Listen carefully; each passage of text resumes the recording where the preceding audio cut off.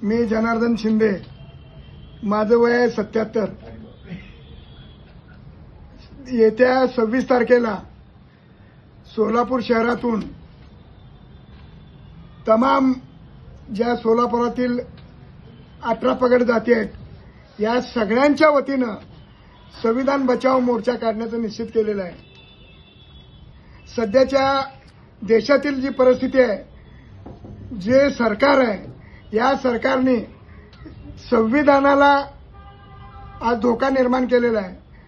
तुमचे आमचे सगळ्यांचे अधिकार ते काढून घेण्याचा विचार करत आहेत। बंधूंनो, खऱ्या अर्थानं आपण संविधान वाचलं तर आपण वाचणार आहे, संविधान जर गेलं तर तुम्ही आम्ही जाणार आहे। मला तुम्हाला सांगायचं आहे, उद्याची जी पिढी आहे, आज आम्ही कसंही जगलो, आमच्या स्वतःच्या ताकदीवर आम्ही जगलो।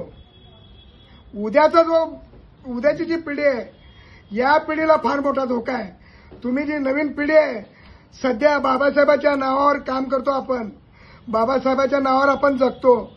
यातल्या तरुणांना हे बीजेपी आरएसएस आपल्या समाजाच्या गल्ली गल्लीमध्ये घुसून ते भाजप आणि आरएसएसकडे वळून घेऊन चाललेले आहेत। हे थांबवण्याची अत्यंत आवश्यकता आहे। हे जर नाही थांबलं तर उद्याची पिढी तुम्हाला माफ करणार नाही। बंधू आणि भगिनीनो, डॉक्टर बाबासाहेब आंबेडकरांनी तुम्हाला मला सगळ्याला माणूस बनवलंय पहिल्यांदा, आणि आपल्याला माणूसच बनवलं नाही तर तुम्हाला मला जगण्याचे अधिकार दिलेले आहेत। आणि हे जगण्याचे अधिकार दिले कशातून तर डॉक्टर बाबासाहेब आंबेडकरांनी या देशाला जी संविधान दिलं, जी राज्यघटना दिली, त्यातून तुमचं माझं सगळ्यांचं संरक्षण झालेलं आहे। आणि या संरक्षण जय भीम। सोलापूर जिल्ह्यातील सर्व भीमसैनिकांना माझं आव्हान आहे व सर्व जाती धर्मातील युवकांना माझं आव्हान आहे की हा जो काळ आहे, हा भयानक काळ आहे। हा काळ मला असं वाटतं की येत्या 2-3 वर्षात परत आपण गुलामीकडे जातो काय। बाबासाहेबांनीही हे ओळखलं होतं, त्याच्यामुळे तर बाबासाहेबांनी आपल्यासाठी संविधान करून दिलं की बाबा परत माझा हा समाज गुलामीकडे जाऊ नये। सध्या सरकारची पावलं त्या दिशेने जाताना दिसत आहेत। माझं तुम्हाला सगळ्याला सांगणं आहे, कारण मी स्वतः प्रथमतः सगळ्यांची माफी मागतो।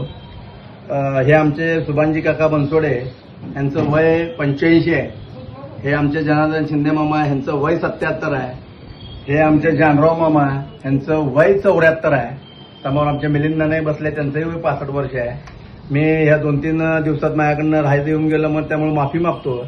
हा 85 वर्षाचा योद्धा कुणासाठी लढतो ते पहिला आपण बघा, त्याची माहिती घ्या।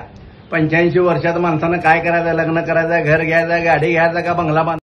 ताज्या बातम्यांसह ठळक घडामोडी पाहण्यासाठी आजच डीडी दर्पण न्यूजला लाईक करा, शेअर करा व सबस्क्राईब करायला विसरू नका।